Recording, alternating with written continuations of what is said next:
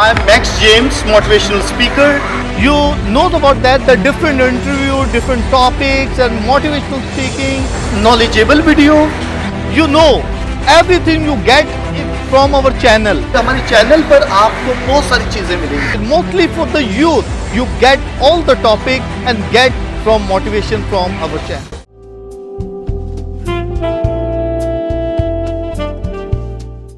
My dear friends and my viewers, जैसा कि आपको पता है कि मैं अपने चैनल में और स्पेशली जो प्रोग्राम है लव इन जीसस, उसमें जो मैं ऐसी पर्सनालिटी को लेकर आता हूँ जिसने अपनी लाइफ में कुछ ऐसा काम किया हो जो कि दूसरों से डिफरेंट हो, जो कि मोटिवेशन दे सके, स्पेशली यूथ को, दूसरे लोगों को, उनसे कुछ मिल सके कि उसकी लाइफ कैसे आगे वो फ्यूचर में सक्सेस हो सकते हैं.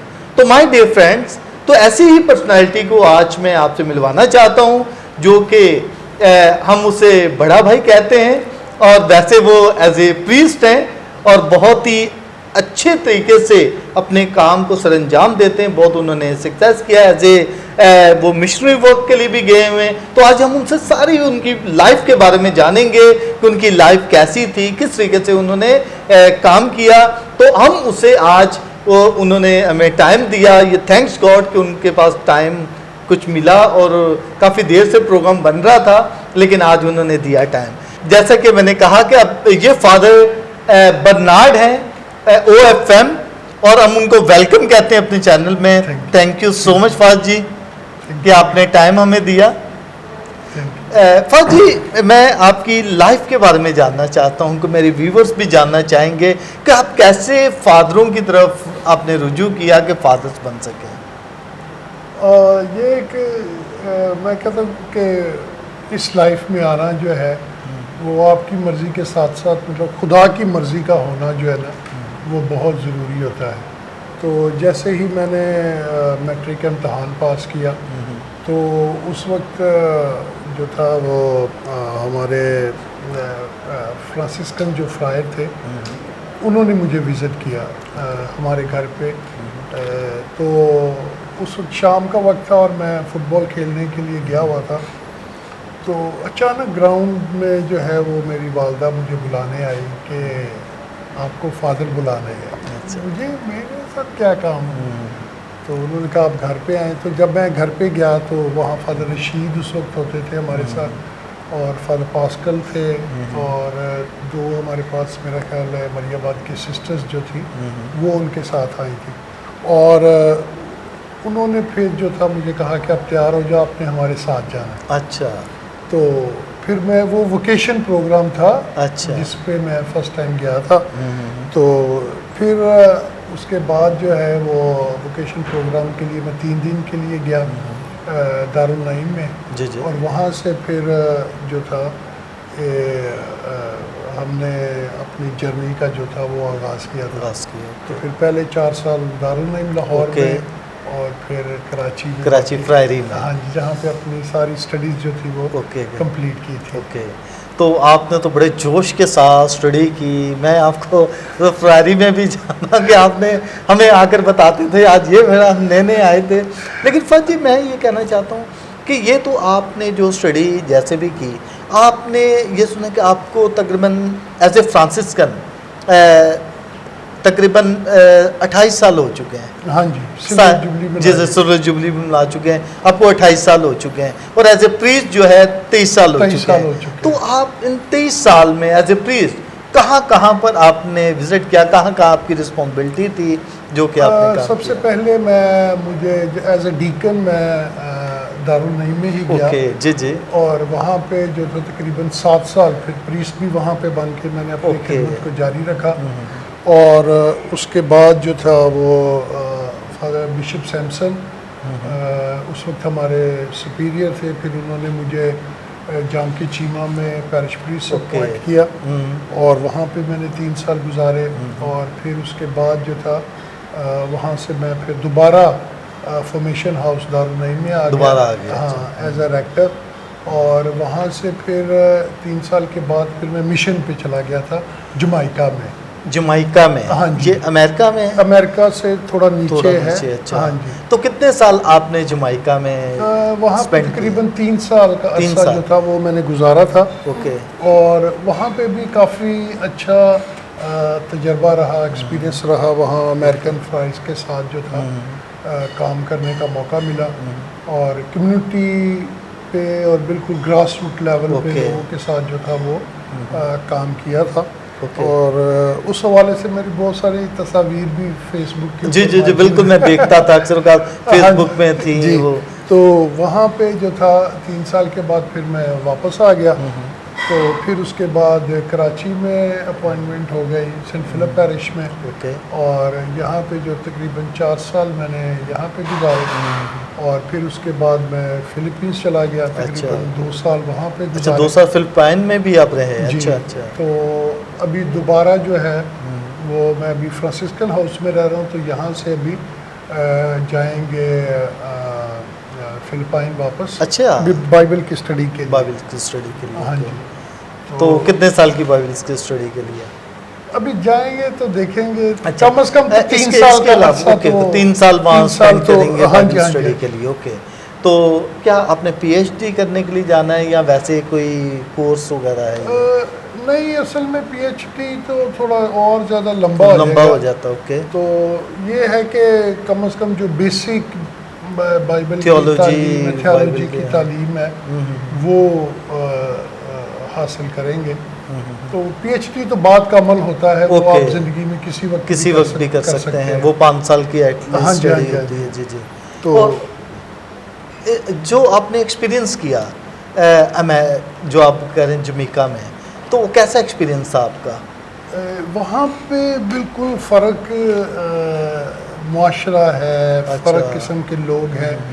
और वहाँ पे असल में मिक्स लोग हैं। वहाँ पे है, उसे हम कहते हैं कि वाइट रेस है, फिर चाइनीज़ हैं वहाँ पे, इंडियंस हैं वहाँ पे, और ब्लैक जो अफ्रीकन है वो वहाँ पर। और इन सब का मिक्सचर होके तो एक कौम बनती है, और वो जमैका में रहती है। अच्छा। इंडियन भी और सारे, हाँ जी, सारे वो मिक्स बन गया। अमेरिकन भी, यूरोपियन भी। जैसे कि अब आप बच्चों को देखेंगे तो बच्चे हो सकता है कि ब्लैक आपको नजर आए, लेकिन उसकी आईज ब्लू होंगी। अच्छा।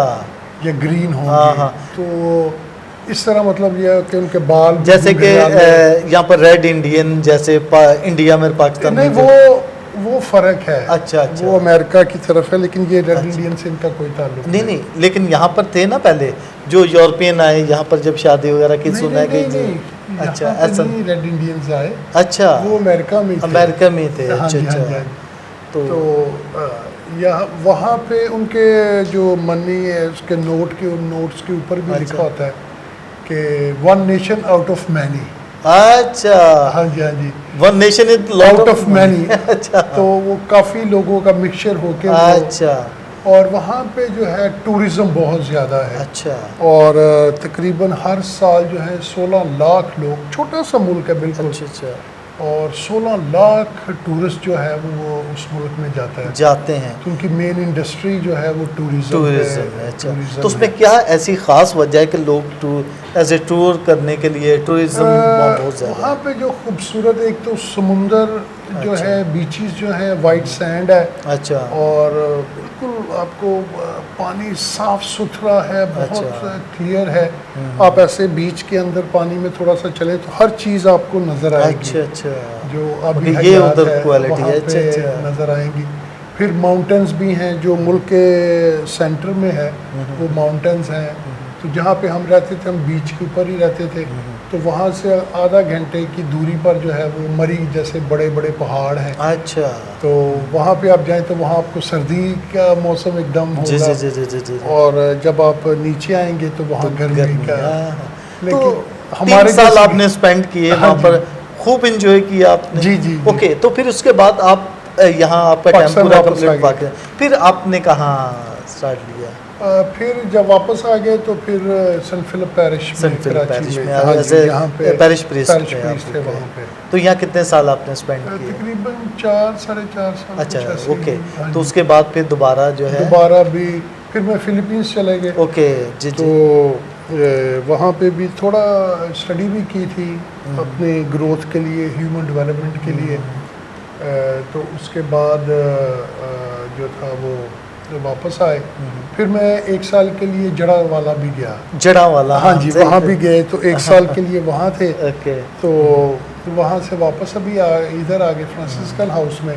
तो अभी दोबारा फिलीपींस जो है वो 3 साल का प्रोग्राम हाँ है जी, हाँ आपका। जी। कोई आपकी लाइफ में कोई ऐसा वाकया जो आप उससे बहुत ज़्यादा आपकी ज़िंदगी को चेंज करने में, या कोई आप कह रहे मेरी लाइफ में ये अनरिमेम्बरेबल वो टाइम है? असल में तो एज अ प्रीस्ट मैं समझता हूँ कि आप जब भी लोगों से मिलते हैं ना, तो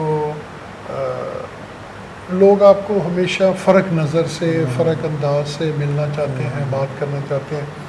और जो चीज़ मैंने महसूस की है कि जब भी हम लोगों के साथ हैं, लोगों का साथ देने के लिए तैयार हैं, लोगों के साथ चलने के लिए तैयार हैं, तो उस वक्त आपको जो है ना, ये ज़िंदगी बहुत एनरिच करती है आगे बढ़ने के लिए और इसमें और गहरा होने के लिए, और अपनी जो हमारी फ्रांसिस्कन खूबियाँ हैं उनको उजागर करने के लिए मैं समझता हूँ कि बहुत ख़ास है, बहुत है। ऐसे लोगों के साथ मिलने में हज़ारों वाक़यात हैं। जी जी जी जी, बिल्कुल बिल्कुल। जहाँ तो पे आप जब मैं ये महसूस करता हूँ कि दारुल नईम में बहुत अच्छा टाइम गुजरा, मैं भी जी, उस जी, वक्त जी। था आपके साथ, हाँ जी। लेकिन मुझे बहुत अच्छा लगता था आपसे बात करना, और आप फ्रैंकली होकर हर बात करते हैं और गाइड करते हैं। किसी को भी, कोई भी ब्रदर होता था, आप बहुत अच्छे तरीके से गाइड करते हैं। आपके अंदर एक जो समझते हैं कि बहुत ही अच्छी क्वालिटी है कि आप हर किसी को अपना बना लेते हैं।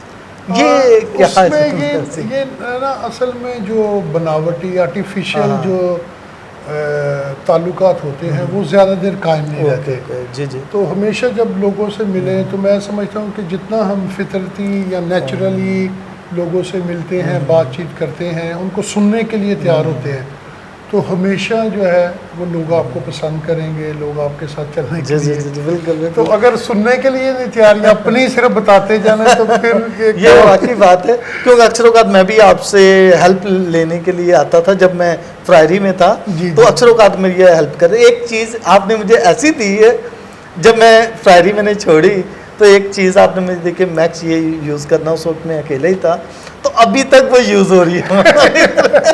मैं नाम नहीं बताऊंगा, लेकिन ये चीज़ अभी तक वो चीज़ मौजूद है। हाँ, लेकिन मैं कहता हूँ कि वेरी गुड, क्यों इतनी पायदार चीज़, और वाकई आपने कहा मैक्स ये यूज़ करना वो चीज़ें, और अभी तक वो यूज़ होती है। और मैं अक्सर औकात याद करता हूँ, अपनी वाइफ को भी बताता हूँ, बच्चों को भी, कि ये मुझे बर्नार्ड ने ये चीज़ दी।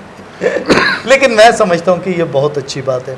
तो बर्नार्ड, कोई ऐसा मैसेज जो आप यूथ को देना चाहें ताकि आप वो अपनी लाइफ को ब्राइट बना सकें, अपनी लाइफ को चेंज कर सकें? आजकल जो सिचुएशन है उसमें हमें ज़रूर ऐसी गाइडलाइन की ज़रूरत है। मैं समझता हूँ कि हम लोगों को जो चीज़ तब्दील कर सकती है वो तालीम है।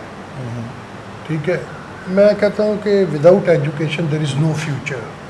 और तालीम के ऊपर ज़ोर देना और तालीम के लिए जस्तजू करना और आगे बढ़ने के लिए बहुत ज़रूरी है। और ख़ास तौर पे आजकल जो है साथ मुंसलिक हो गया कंप्यूटर्स की स्टडी में मुख्तलिफ़ तरीक़ों से आगे बढ़ना जो है ये बहुत ज़रूरी है।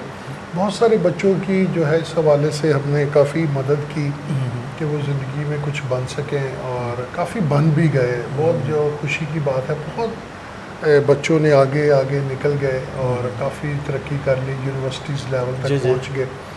और मैं समझता हूँ कि जो चीज़ तब्दील कर सकती है हमारे नौजवान बेटों या बेटियों को, वो तालीम है। तो जहाँ पे अगर हम मजहबी तालीम की भी बात करें, उसको भी समझने के लिए हमें तालीम की ज़रूरत है। और मैं समझता हूँ कि जो बच्चे, अपने बच्चों को हमेशा गाइड करना चाहिए कि वो तालीम पर जो है वो ज़्यादा फोकस करें, तालीम पर ज़्यादा ज़ोर दें। अगर ज़िंदगी में कुछ आगे बढ़ना है, बढ़ना चाहते हैं, तो फिर ज़िंदगी में बहुत सारे मौके मिल जाएंगे। और लोगों को ब्लेम करना छोड़ दें कि उसकी वजह से, इसकी वजह से, इसकी वजह से हम आगे नहीं बढ़ सके। नहीं, ये झूठ है। आपके माँ बाप हों, रिश्तेदार हों, कोई भी, अगर आप स्टडी कर रहे हैं, कोई आपको नहीं रोकेगा कि आप भी पढ़ना छोड़ दो, पहले मेरा काम करो। वो तो खुश हो जाएंगे कि जब माँ बाप बच्चों को देखते हैं कि उनका बेटा या बेटी स्टडी कर रहे हैं, वो तो खुश हो जाएंगे। जी जी जी वो तो खुद उसे पानी देंगे, खाना देंगे, और बाज़ दफ़ा उसका ख्याल भी करते हैं। और बाज़ दफ़ा हमारे नौजवान बेटे या बेटियां ब्लेम करना शुरू करते हैं। तो आपकी ज़िंदगी आपके हाथ में है, और तालीम आपको जो है वो एक नया फ्यूचर हमें फ्राहम कर सकती है। तो ये मैं कहूँगा आपके चैनल की वसातत से कि तालीम के लिए जो है हमेशा कोशा रहे, और जहाँ पे हम निसाबी तालीम हासिल करें, उसके साथ साथ अपनी जो इन्हांसमेंट एक्स्ट्रा नॉलेज जो है के लिए वो भी हमें किताबों से रजू कर सकते हैं। बहुत सारी ऐप्स हैं जो हमें ये तालीम फ्राहम करती हैं, तो ये बहुत अहम है, ये बहुत ज़रूरी है। ओके, हाँ, तो हमारे चैनल की आपने बात की है, तो हमारे चैनल को आप कैसे, मैं देखता हूँ कि अक्सरों का आप कमेंट्स करते हैं, कुछ ना कुछ ऐसी चीज़ वो देते हैं, मैं कह रहा हूँ कि मैं बहुत खुश होता हूँ कि आप देखते हैं। मैक्स भाई, मैं हमेशा बड़ा खुश होता हूँ जो इनिशिएटिव आपने लिया हुआ है चैनल, इस चैनल के ज़रिए जो है लोगों तक आप रसाई करते हैं, इंटरव्यू करते हैं। ये कोई आसान काम नहीं, आई डू अंडरस्टैंड, बहुत मुश्किल काम है। फिर एडिट करना, फिर इतनी पूरी टीम के साथ आना, फिर जाना और वक्त देना, ये एक बहुत बड़ी खिदमत है। मैं समझता हूँ आज के इस डिजिटल दौर के अंदर, और जो आप काम कर रहे हैं, मैं समझता हूँ, मैं उसे हमेशा सराहता हूँ। जब भी आपका कोई भी लिंक, मुझे आपके कमेंट्स मिलते हैं, मैं बहुत खुश होता हूँ, मिलता हूँ, तो I always feel very inspiring. लोग आपके जो चैनल्स हैं उसके ऊपर जितने भी पर्सनैलिटीज़ आते हैं, जब उनको सुनते हैं, उनसे बात करते हैं, तो बड़ा अच्छा लगता है कि भाई क्या कहते हैं, कुछ ना कुछ सीखने के लिए। तो मैं समझता हूँ कि आपका चैनल जो है बहुत सारे लोगों को बहुत सारी चीज़ें सिखा रहा है, और मैं इनकरेज भी करूँगा हमारे नौजवान बेटों और बेटियों को कि आपका चैनल ज़रूर फॉलो किया करें, और जब भी मौका मिले तो आपकी कोई ना कोई वीडियो, हर टॉपिक पे तकरीबन आपकी जी जी, मैं मोटिवेशंस को ज़्यादा देता हूँ, तो इवन के जो पर्सनालिटी भी है वो भी मोटिवेशन ही है, तो वो भी देते हैं। ये मैं समझता हूँ कि आपका जो तरीक़ेकार है, ये एक हमारी तरबियत है माशरे के अंदर, हमारे नौजवानों की, हमारे बेटों की, बेटियों की, जो कि हमें मौका देती है कि हम आगे आगे चलते चले जाएं। तो इसके लिए खुदा आपको बहुत सारी बरकत दे। Thank you so much. और क्या कहते हैं, मेरी दुआ है कि ये आपका चैनल और ज़्यादा बढ़े और तरक्की करे। थैंक यू फाजी। My dear friends and my viewers, आपने फादर बर्नार्ड की बातें सुनी। उन्होंने वाकई बहुत अच्छी अपनी लाइफ जर्नी के बारे में बताया, बहुत अपने मिशनरी वर्क के बारे में बताया, कैसे उन्होंने अपना मिशनरी सफ़र किया, अभी फिर वो जाने को हैं हायर स्टडी के लिए। तो मैं समझता जो वो काम कर रहे हैं, उनके काम में भी हमें बहुत सारी मोटिवेशन मिलती है। जो स्पेशली उन्होंने यूथ के बारे में कहा कि यूथ को हमेशा एजुकेशन में रहना चाहिए, और एजुकेशन में अगर आगे जाएंगे तो अपनी लाइफ को सक्सेस बना सकते हैं। जितनी आपकी एजुकेशन होगी उतना आप सक्सेस होंगे। Okay my dear, thank you so much, God bless you. Thank you फाज ji, thank you so much, God bless.